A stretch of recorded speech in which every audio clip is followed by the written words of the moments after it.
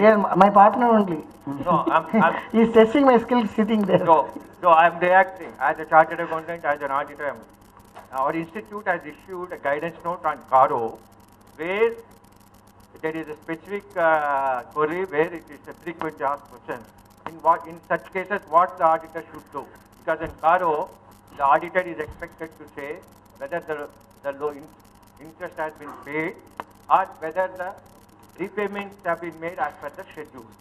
And where there is no schedule is prescribed, the Caro wanted the auditor to say that the loan repayment schedule has not been prescribed in audit report. So those situations are there, and as an auditor, we are reacting to it. Now the point is, in such a cases, what would be the position? Now, where there is no term prescribed for a number of years, this is happening practically in most of the private companies. This is the situation. Maybe I don't know in Tamil Nadu. In Andhra, we have this. So, as an auditor, we are reporting in the Caro that the interest is being paid as per the scheduled date. However, no terms have been prescribed for repayment of the loan. I think that situation is there. Now, I'm testing your knowledge. See, you say that your partner, now I'm testing your knowledge. In such a case, what should be the scenario now? The loan repayment schedule has not been prescribed. It is there for the last 4-5 years. So it has never happened. No, by that time, company law 2013 was not at all envisaged. So maybe you may say, no, I have planned this thing so that I can come out of it. So in early 2000, the company got the money, and no repayment schedule was prescribed. Can I start answering? In such a case, what would be the situation? I'll start answering. Yes. The hotel person should not close and go. So we would be closing after that. Yeah, we have to close. First, to reply your question, that there's no question of testing the skill, because everyone in the process of learning only. After spending 1 year time of all the 3 partners only, we could able to come out with little big book. Still, we are in the process of learning of Companies Act only. So everyone, whoever it may be, in the learning process only, even legislator also. After they legislate also, they see somebody is violating and using this thing, again they are coming across some situation, again they are evolving law. So no one can in the world can say that that I possess everything, nothing. Second thing, to address your point with reference to Caro, the Caro is a separate thing which is a requirement that to be followed by the members of ICAA. In fact, with reference to Caro, in fact, I can rather say the non-compliance of Caro cannot be part of the Companies Act. It is the entire obligation given only to the statutory auditor to ensure that Caro is followed and reported.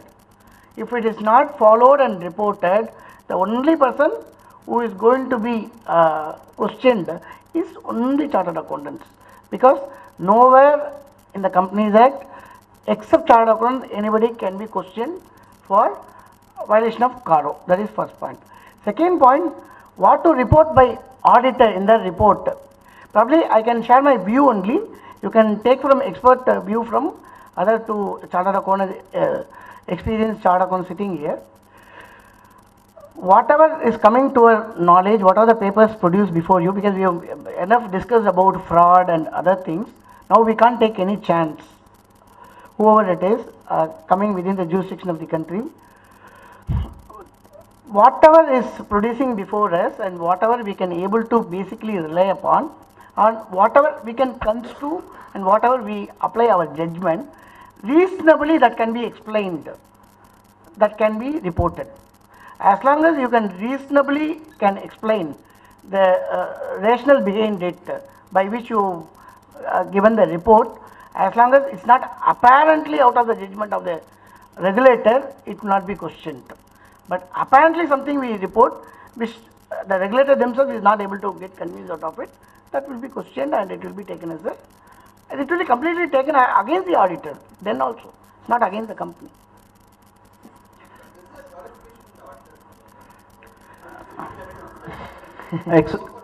So don't worry, sir. Just let us conclude. Yes. Only one final word.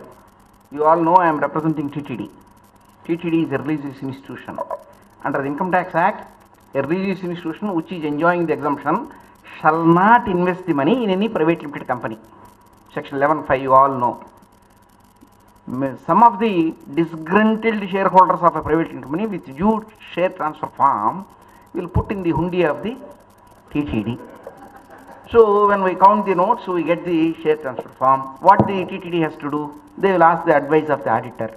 What the auditor has to do? No, you cannot hold the private limited company share, throw away, tear away, send back. No, you get it transferred in your name first of all, and then ask the company, I cannot hold it, please buy it.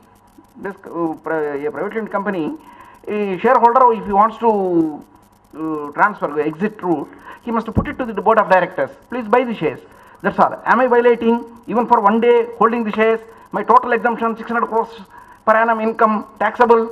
So within the reasonable time, what he said reasonable, I am explaining to you. So within the reasonable time, try to comply the law. That's all. So Act cannot perceive all the situations.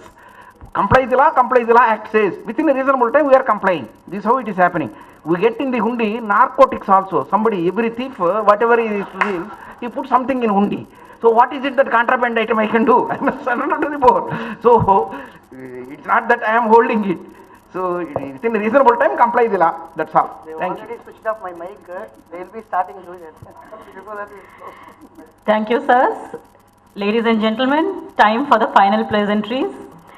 May I request Mr. Armugavelan, Chief Operating Officer, Voltec Manufacturing Company Limited, to please come on the dais and honor our chairman.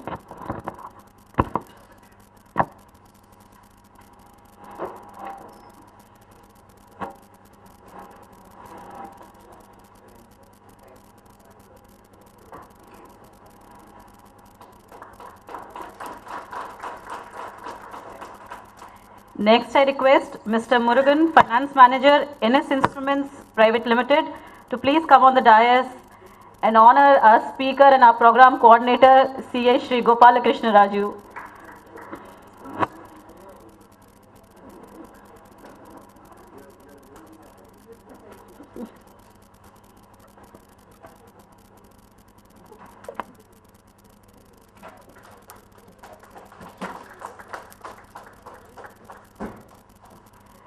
I request Mr. Dhanapal to hand over his copies of the books to the chairman and the speaker.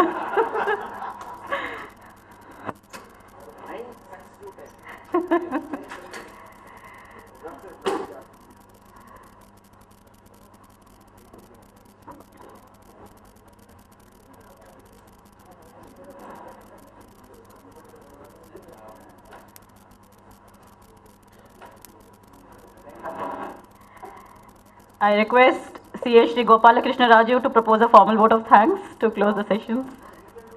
Thanks to the Sridhanya Corporate Knowledge Care Private Limited. Thanks to the entire team of Sridhanya. Almost the staff members of the entire Sridhanya have worked for 30 days together. And thanks to the author, C.S. Dhanapal, my good friend, for bringing out within 100 days a very good booklet, the Handbook on Companies Act. Thanks to all the speakers, all the chairmen. Thanks to the chief guest, C.A. P.B. Sampath sir, and guest of honor, C.A. V.G. Arvindanaigi madam. And especially heartful thanks to all the delegates. 237 delegates who come from 21 different places, and especially members from Visakhapatnam, members from Tiruchirappalli, Ranipet, Vellore, Hubli, and one member from UAE, and almost 123 members from Chennai. Every member we owe a lot. This kind of encouragement we have never expected for a program like this. Maybe the program was designed by Sridhanya and their core team, but without your encouragement and support, your presence, especially your presence in the post-lunch session gave us a tremendous boost to the organizers. We never expected that people will appreciate and also will respond to the session to that level. Thank you one and all from the bottom of our heart. I thank on behalf of Sridhanya and everybody behind Sridhanya, a very good thanks to everybody, and please continue to support such programs in future also. Thank you. And our second program on March 8th is already open. You are kindly support and please spread the message also. Thank you.